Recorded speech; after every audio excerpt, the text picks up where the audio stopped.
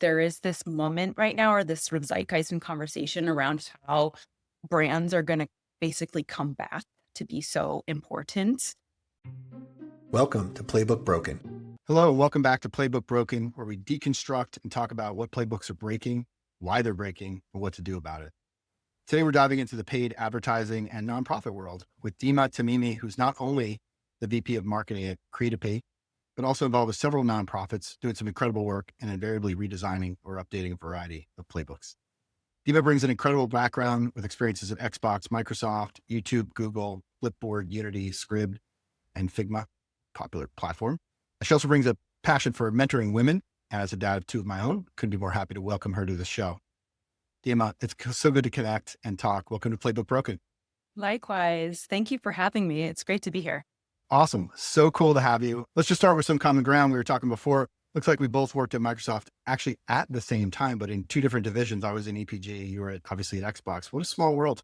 I know. It's always like, there's just like, it's fun to see like so much has happened in the last several years on marketing and tech. And I'm amazed at how many people are in this world, and like that we end up being, it's such a small world. I end up reconnecting with people, and yeah.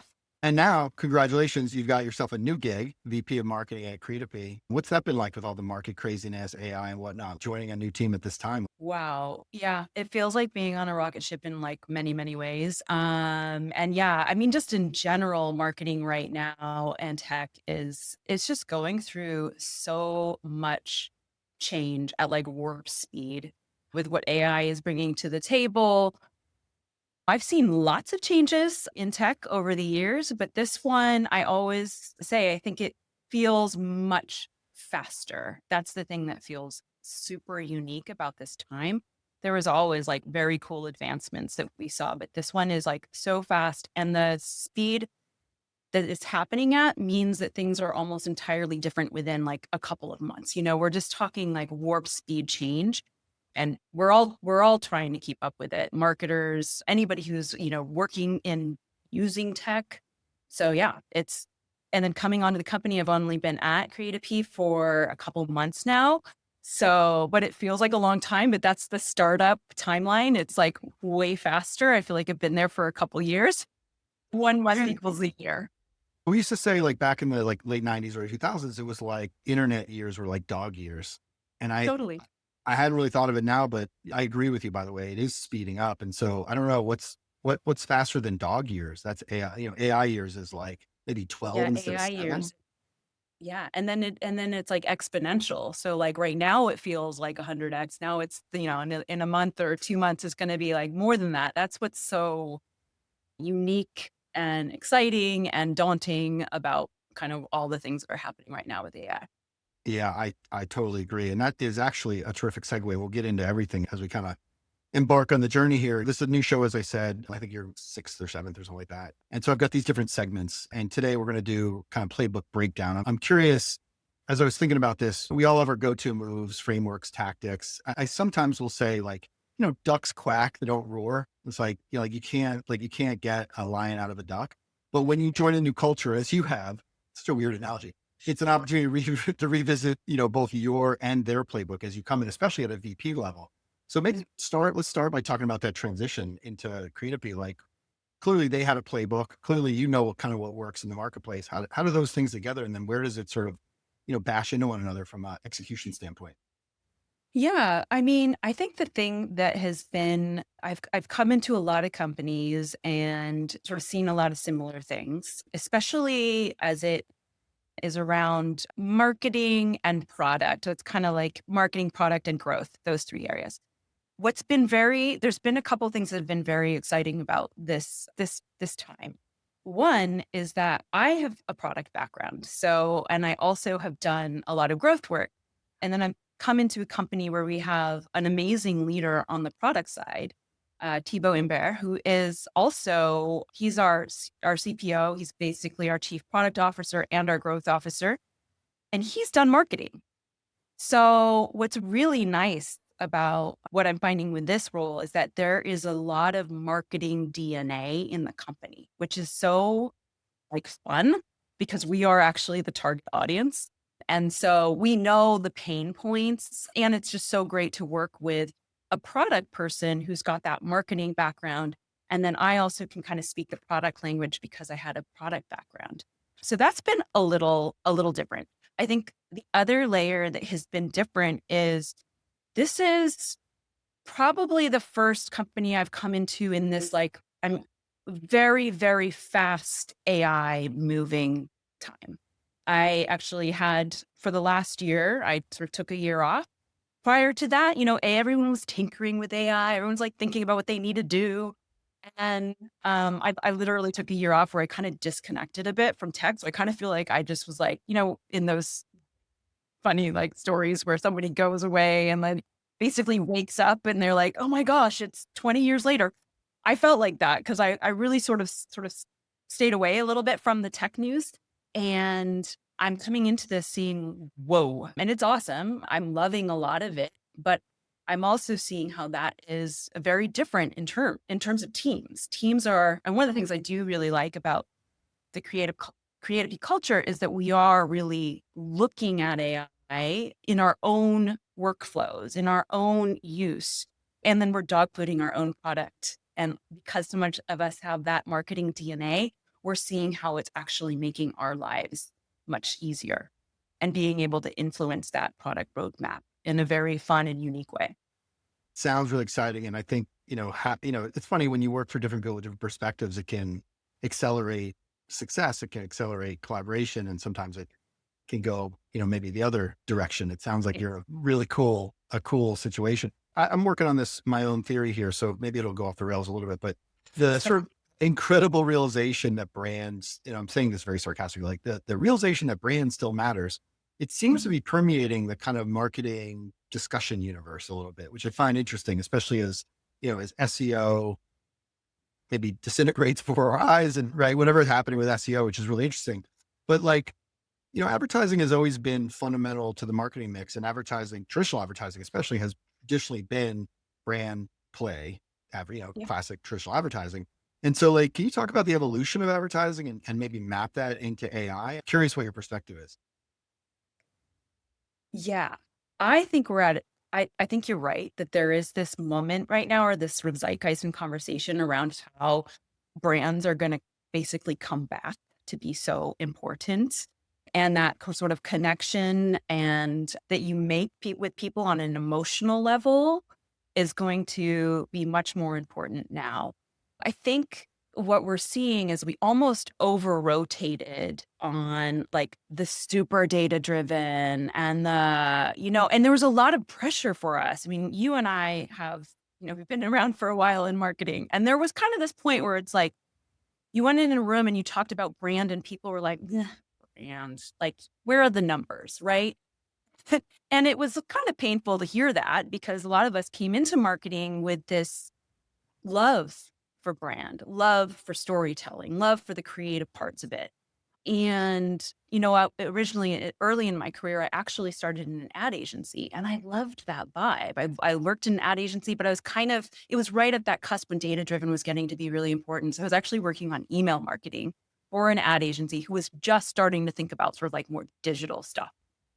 But I loved the part where we got to concept and we got to think about, write a brief and think about the idea. And over the years, so much pressure came around that it had to be about the numbers that many of us like basically had to jump on that growth hacking, growth marketing. And growth marketing, I think, is broader than growth hacking. I actually became a growth hacker for a while. Like that was like the only way. Like for me, where I was in Silicon Valley tech, it felt like I had to sort of like focus in that direction. But we're coming to an interesting time where I think for marketers, you can actually now use AI if you are really savvy and figuring out right now. I think there's just too many tools and too many places and things that you can do. But I think over time that's going to get honed. You can use AI to do some of that sort of the number crunching and be able to still have the brain space to be creative and do the things that, I think were the intention that people, when they get into marketing, want to do. Yeah, I deeply appreciate that answer. I keep looking for somebody who is gonna like with some credibility go, no, no, Mark, you're wrong, but you're right, and I'm right. We all got sucked into the growth hack mentality, the quick Yeah. win, because we can measure it, we should do it. And I remember I was actually digging through old hard drives this weekend trying to find it. I remember, so now it's got to be 11 or 12 years ago. I was with PwC. I got asked to do a presentation for a group of CMOs, and the title of it, I don't remember the exact title, but the title of it basically was Don Draper is Dead. Mm. And it was all about the power of growth hacking and SEO and PPC and all this stuff. And I just had this realization over the last 3 or 4 months, like that playbook is radically changing, but it's not dead totally. Obviously, performance marketing, paid media, that's all still super important part of the mix. But I think the realization that brand maybe never went away. I heard somebody a couple months ago in a presentation about SEO say, we were wrong the whole time about SEO. SEO was always a brand channel, but we treated it like a performance channel. And I was like, oh God, I think he might be right. That's terrifying. We almost treated everything like a performance thing. And I understood where that went. And I think a lot of us felt like we had to do that. And I still think there's tons of pressure on Yeah. marketing leaders and marketers to be able to deliver on less and less. But I think while AI will help us be able to do those parts of the job that then allow us to be creative, I also think that's what the consumer wants. I think that Yeah. marketing, so much of what's been put out there looks like it was growth hacked, looks like the reason why it's out there is because that's what, works with the numbers. But more and more people with I think we're starting to see so much of the same, that you actually need that sort of deeper connection for anything to stand out. Yeah. I think there's going to be I think we're already seeing it, a pendulum swing to, true kind of human creativity, true Right. like innovative thinking. It is, I've been joking about this blog post that I've been writing for now a month. I just can't wrap my head around how to deliver it, but Don Draper and his ilk they're back. They might be zombies, but they're reanimated in a way that's, I think, really interesting and really exciting from a marketing standpoint, because we sort of mechanized the whole entire ecosystem to the point where it's like, well, you can't even have a good idea without somebody saying, well, let's test it. And it's like, well, what do you mean test it? Like either you have tastes, either you know what works, or you sort of don't at some level, but yeah, sure, we can test it. Does the bright green one work better for clicks? Sure. But does it convert as well? We don't know. Right. Cause attribution is a whole other part of the But also, playbook. It's will people connect with you? Will they remember you? Like in a world where now everything feels like a commodity and everything can be redone and rebuilt so fast. It's like, well, then what is the thing that makes people think about you and care and want to continue to be connected to you? And that's brand. That's storytelling. That's sort of magical moments that are usually around personality because we're humans and we connect Mhm. to human things. It's funny that you're bringing up Don Draper because we've been talking a lot about that. Not so much with Don that. Draper, but that sort of golden age of advertising and the importance of an idea, a spark, the human part of marketing. And I actually bring up Bill Bernbach when I talk a little bit about this because I ended up working early in my career when I was working in advertising. I actually worked at DDB. And, they gave all the copywriters, I was a copywriter. They gave all the Amazing. copywriters like the book about, Bernbach, and he was a copywriter and he was all about the storytelling. And before all of the things that we know now as growth marketers or came out, this was way before any of that. More of his work and his really iconic work was in print. He was already at that moment criticizing focusing on mechanics. He was like, it shouldn't be about the mechanics. It should be the idea. And he was a little bit mean about like the people who were focused on the mechanics. He wasn't very Yeah. kind about it. That was one of the things about that era is like, I wouldn't say that they were the kindest people, The- but the focus on the idea and the love for that, like idea generation, creativity, that was kind of a magical time. And I think we need that again. And we're going to need it to live in this new world where everything can be done by AI. So many things can be done by AI. Yeah. I think you're 100% right. I think it's ironic because it isn't really like, it is like the current playbook of performance marketing is broken, but the old playbook of brand and story and ideas was never broken. And the evidence is clear, right? Just look to the CPG world, look to the Nikes and Adidas, and like look to the iconic brands of any time. They outlasted. Mercedes. Yeah. Yeah. They And outlasted. so it's so interesting to be in this moment in time. When I was coming up, I desperately wanted to work in an ad agency until I actually worked at one. I was like, oh, I don't like this at all. I don't like this at all. But I had big dreams of being I wanted to be a creative director. That was and I still get like, oh, I want to be a creative director. I don't know what that means in my head, but the ability to tell a great story is something that like we all can work on. There's some people who are naturally good at it. Others like really have to work at it. But that ability to tell a story both internally and externally, to an audience seems to be a little bit of a lost art wrapped in I don't know, like a performance click number, like, well, you got a lot of clicks, so it must have been a good story. Was it? Was it? Did you actually like, was there an emotional reaction in like 2 years when when that becomes a commodity and everyone is doing that? Will people Yeah. remember you or not even remember you? Will they have stuck with you because there was something that they connected on that was more about the actual tactical thing? It was something about the storytelling. It was something about the personality. It was something about a magical moment that they emotionally connected with.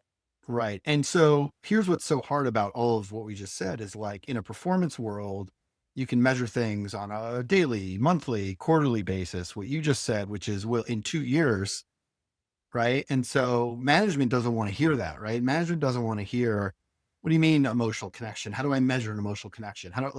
And so it puts all this pressure on kind of the traditional aided, unaided, lift, like metrics, like all this stuff that takes a long time. It's not performance driven marketing. It's not a direct mail. I've been thinking about the Sears catalog a lot lately. I may be aging myself, but like I remember the Sears catalog and like the Kmart catalog and like, rifling through it and circling the Star Wars toy that I wanted and all that kind of stuff. And that was sort of proto direct marketing. It was direct marketing in a big way.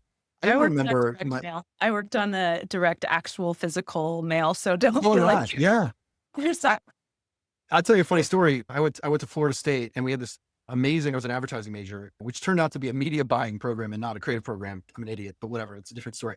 But my senior year, they brought in a guy who was like, he wasn't like the Vegematic guy, but he was like a very successful infomercial person. Okay. And in hindsight, and we all made fun of him, like, oh, this guy's a joke. Like it's a joke, right? But in hindsight, he probably was making money hand over fist. He was running ads at like 3 a.m. in the morning that were like, do with the thing.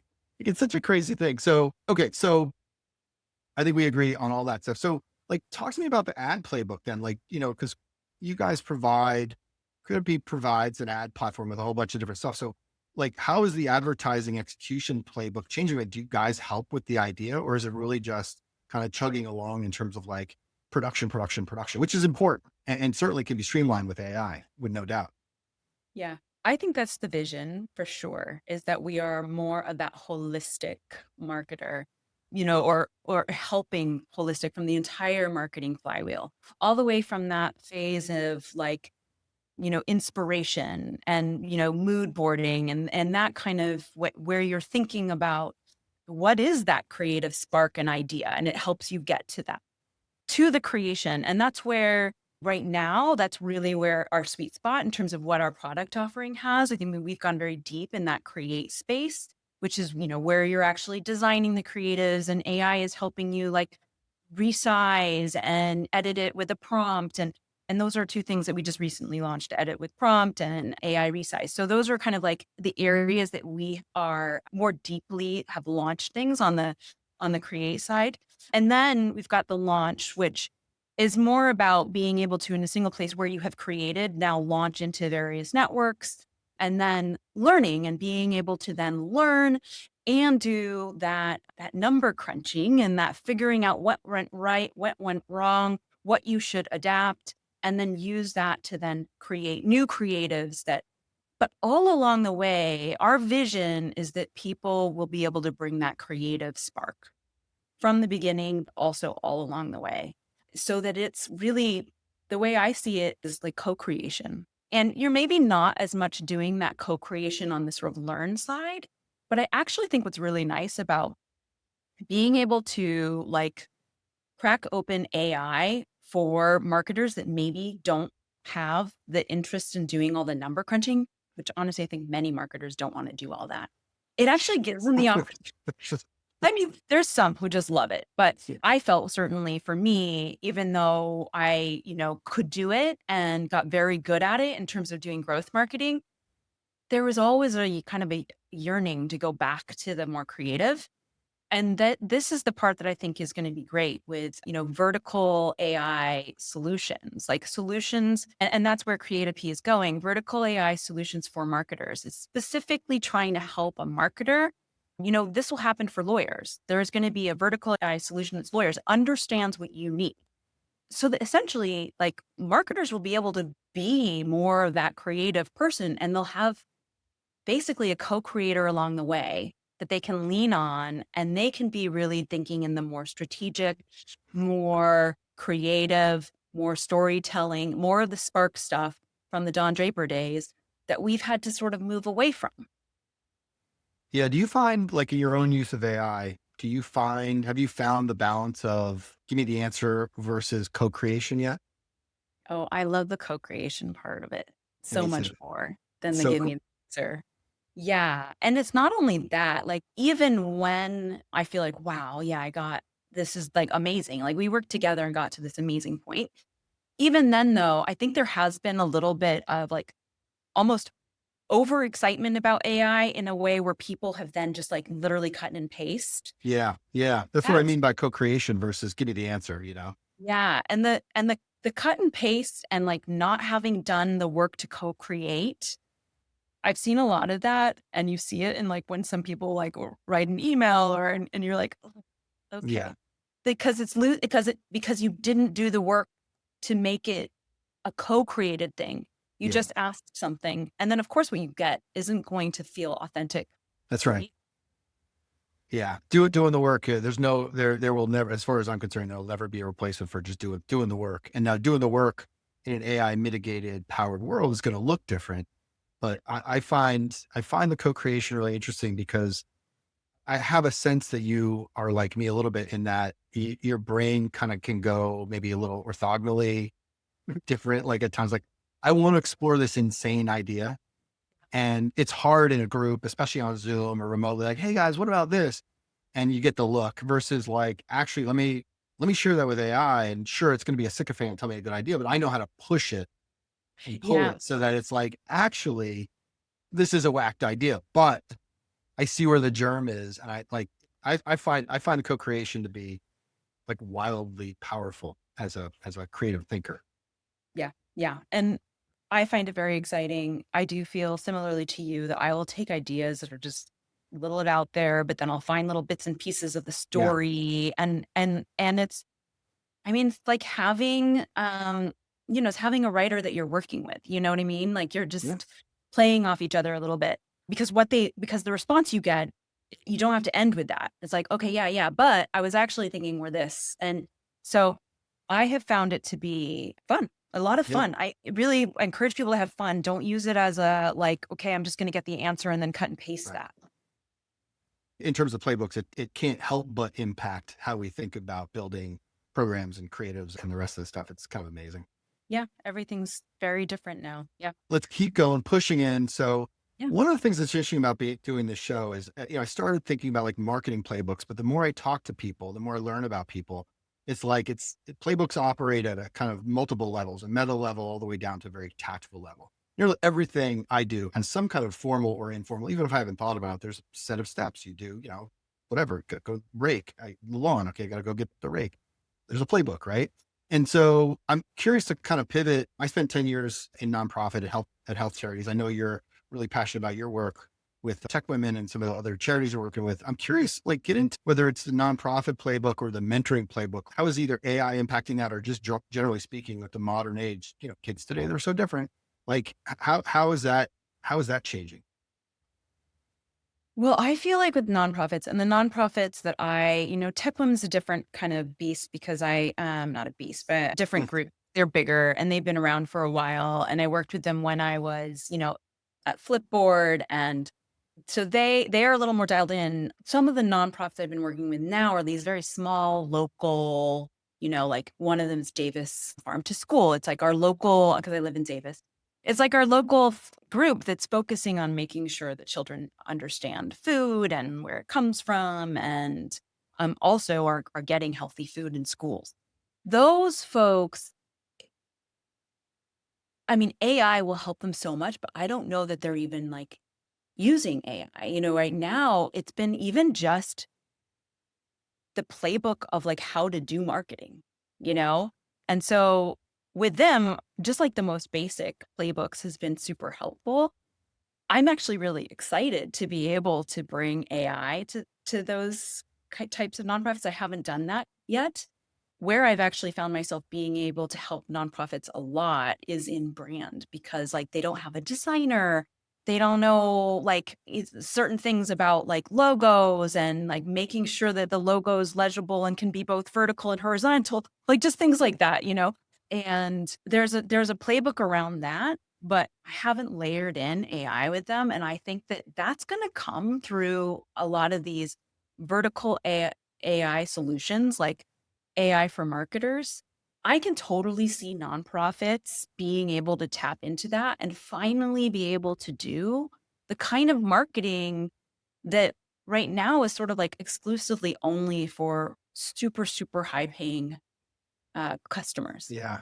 and brands. Look, I think you're right. I always struggled at the nonprofits I was at. I was at, to be fair, March of Dimes, Leukemia Lymphoma. I Yeah. worked at some large, yeah. But even at those organizations, it was like, oh, we're a nonprofit. We can't afford that or we can't do that. It's like, my thinking was always the opposite, which is we have to, right? The mission demands that we find a way to do this, right? Like we have to push ourselves. And the beautiful thing is we can find volunteers like you to come in and like me to come in and help us, but then we have to let them help us. And so that playbook was always really tough to run because there's a little bit of a, I'm going to make a broad, horrible statement. There's a little bit of a woe is me. Oh, we don't have money, this, that, the other thing. And it's like, right. Yeah. But like, necessity is the mother of invention. And so what's interesting, I think, about AI, and I've not spent, it's been a number of years since I've been a nonprofit, but wow, the amount of work that a kind of average level marketer can do. And I don't even necessarily mean volume, but like the creative thinking and work, that the ability to, I mean, even something like grant applications for someone who's, how many nonprofit founders have we run into who are like, I started this thing on a bootstrap. I'm really passionate about it. I don't know anything about grant writing. It's like, well, there's a machine now that can do that for you. I'm Yeah. with you. The grant writing, I hadn't even thought of that, but yes. I mean, I remember, so I actually started a nonprofit, and Oh, I cool. will say, but this was sort of pre AI being as good as it is now. So I'm Yeah. like, ooh, that's one of the things that was like, I mean, essentially, I'd actually started a startup. It was called Giving Garden, and it was an app for Mm. people to learn what to grow based on their local microclimate and be able to share and Oh, reduce how food cool. waste. And it was a lot of fun. I realized it was not going to be a huge moneymaker. And a lot of the things I really enjoyed was how it was going to help the local communities. And so I ended up making it like rolling it into a nonprofit called Land and Ladle. And I will say that one of the things that was so hard was the grant writing, because it's so precise. Like when you look at Right. these grant applications, well, gosh, I hadn't even thought of this, but AI, like you just put the application as a prompt. That's it. That's it. And it's like now, Really then like, glad that give you me, said yeah. that. I need to go tell that to all my nonprofit I've been friends. telling everybody I can think of, like, you guys do grants. Like, can I get a good idea for you here? It's pretty simple. But again, it's like, that's not the playbook, right? No, Those aren't but the also you do need skills. to co-create. So I could see people just like, bloop, and then like cut and paste. Absolutely. So you co-create that, but that, oh my gosh. I mean, that would have been so helpful for me as a nonprofit founder who was trying really to figure out how do I get into these grants. And I was fine the grants, but I'd actually hear from people that like, if you don't get it exactly to the T, the way they'll just throw out your grant application. So that's in a great, great use case. I also do think, I think that nonprofits and small businesses, I think they're going to see some amazing opportunities ahead with what AI is bringing, especially with when we see vertical marketing AI solutions come to the table, because it's possible. Like what I had seen with nonprofits is like they were really late to figuring out social media. They were Very pretty late late. to it. But when they did, then it was like now nonprofits, yeah, of course we have an Instagram. Of course we're like they know it. It took them some time, but they figured it out. I think it's going to be, and I think it's only because of like resources. They just didn't have the resources to Yeah. apply to it. But then they realized that this is the only way to really reach the people that they need to reach. I think they will be doing the exact same thing on like marketing and design. That's the area that I've seen them still struggle with, is that like Yeah. advertising and design. And this will actually, I think there's going to be a big wave of them being able to enter that because now we've made it easier for them. Yeah. I'm excited about that because I think there's so many great causes out there that kind of can't find their way, not unlike some small businesses. And I think, but I do think that like it's easy enough to sort of sit here as a professional marketer and be like, well, just go to ChatGPT and be like, hey, I don't really know much about social media. I run a nonprofit. Can you? But just that prompt alone is probably up beyond most, executive directors who are marketing people. So there's, the playbook that I'm trying to figure out both at SEMrush and also helping some friends is this concept of AI literacy. Like, how do we really make sure people know how to, Yeah. like even the free version of ChatGPT is wildly more powerful than anything any of us have ever had access to. So it's not like Yeah. even a money commitment, but it is a playbook mental thing. You have to sort of rearrange your thinking in order to even know that that's a possibility. Yeah. I mean, I actually think that it's sort of, there's two sides to that. I think that one is that, marketers or sorry, nonprofit founders and um, small businesses, they're going to have to get some of that literacy. But I also think that these vertical AI solutions are going to have to anticipate the need. They're going to, I think that's where AI is going to be really like magical, is when you don't really work, it's going to know sort of what you need a little bit and help you get there without the necessarily needing to know the exact prompt. Yeah, I And agree. that's, I agree. I yeah. agree. Yeah. And that even further changes the playbook, right? Especially when you get into like, okay, how do you operationalize that onto a website, right? Like the notion of like building a website page by page kind of goes away pretty quickly once you sort of go, oh, we can just go like, I need a website. And it goes, well, who are you? What do you do? Oh, okay. Here's a website. And by the way, it's well designed and it says the right things and all Or those things. even like, I have an, I sell X at the farmer's market. Like it could be that much. Okay, these are the things Absolutely. you need, right? Of course, Absolutely. if you're selling this thing at the farmer's market, you're gonna need A, B, C, D, and really help you from just that, like more of you telling about yourself and your need. Yeah. So interesting. So much here. Let's transition because we've been talking for a while, but I want to sort of get to the last bit, which is this segment I call forcing yourself. And it's all about the psychology of how people accomplish their goals or frankly just get out of bed in the morning. So let's get inside Dima's head here a little bit. Like, tell me about a time where you just had to force yourself to break your own habits, change your perspective, kill an idea. Like what process, mindset, go anywhere you want with the answer. There's no rules here, but just like, how do you force yourself to do stuff? Yeah. Yeah, I mean, I'll tell a little bit of like it's like a bit of a personal kind of journey for me. It's going to sound a little weird, but I have always been like a up until this thing where I forced myself. I've always been a super fast-paced run, run, run, run, run, juggle a million things. But I think with where marketing was going and tech in general, with like so many tools for everything, constantly being on Zoom, on, Meet or whatever, I actually hit a point where I actually had to force myself to actually slow down, which sounds strange as like a positive thing because like we're so much in this world of like, no, no, no, no, no, work, work, work, productivity, fast, speed. But for me, it was starting to feel frenetic. I think it was that way for a lot of people. I think especially during the pandemic, this is when it sort of hit me the hardest.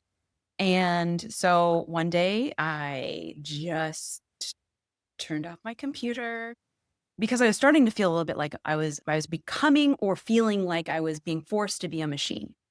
And feeling like that felt so frenetic that it felt like things were not firing right. So I went outside and I went on a walk. I listened to a podcast, which it's funny because prior to that, I had actually advised for a podcast company, but like for me, that was work. I was like listening to podcasts for work. And so instead I just like put on, I think it was Oprah's Super Soul. And I ended up listening. I couldn't believe this. Now I look back and I'm like, that's amazing that that was the first thing that I played. I played this interview with an author, Johan Hari. He wrote a book called Stolen Focus: Why You Can't Pay Attention, and how to think deeply again.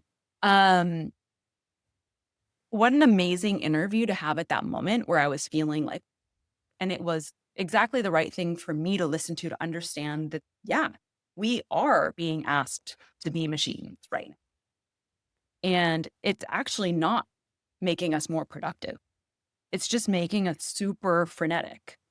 And I do think that marketers right now are very much in that phase of like frenetic. And we were talking about where you started out being creative and then all of a sudden it's like, what tools are you in and how many things have you analyzed? And it's like, it's so much. And so I started making that a practice of just doing a walk every day, sometimes listening to podcasts, sometimes not.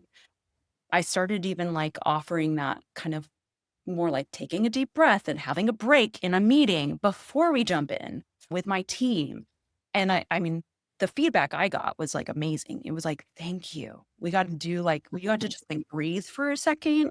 And what I found, which I didn't expect, like I did that out of kind of a necessity where I was like, this is too much, was that when I slowed down and allowed myself time to think deeply, time to be creative again, I was way more productive.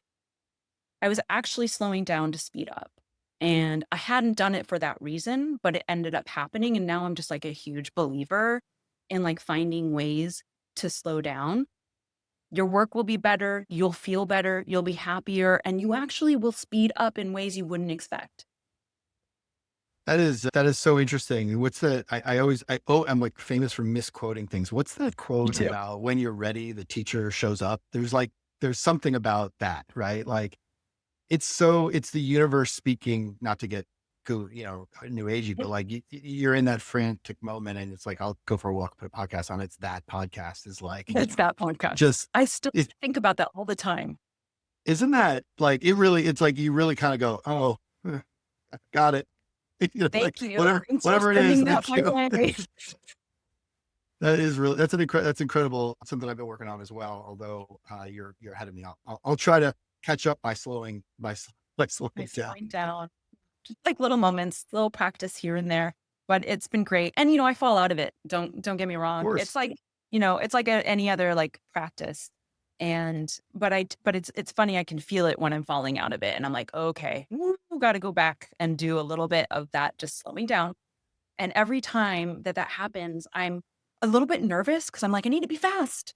And then I force myself. I actually then I'm always like pleasantly surprised. Yep. Every time I'm actually more productive and I actually do better work and I'm happier and the people I'm with are happier. So it's worked. That is profound, Dima. Thank you so much for being on the show today. This was interesting. I was writing some notes down. Congratulations on the new gig. Thank you. We talked about advertising and the evolution of the advertising playbook and what you guys are doing to build vertical marketing solutions, which sounds fun, which is something that we all need to play with. The Don Draper is a zombie and he's back is interesting. And I think my favorite part is the book. The book is Stolen Focus, right?